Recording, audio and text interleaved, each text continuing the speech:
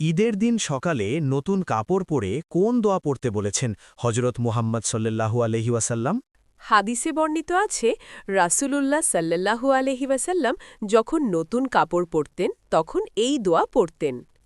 হাদিসে এসেছে নবী সাল্লাল্লাহু আলাইহি ওয়াসাল্লাম নতুন কাপড় পরলে আল্লাহর শুকরিয়া আদায় করতেন এবং এই দোয়া পড়তেন।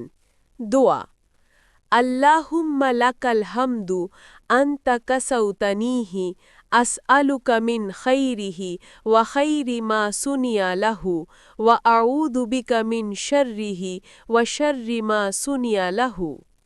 অর্থ, হে আল্লাহ, সব প্রশংসা আপনার জন্য।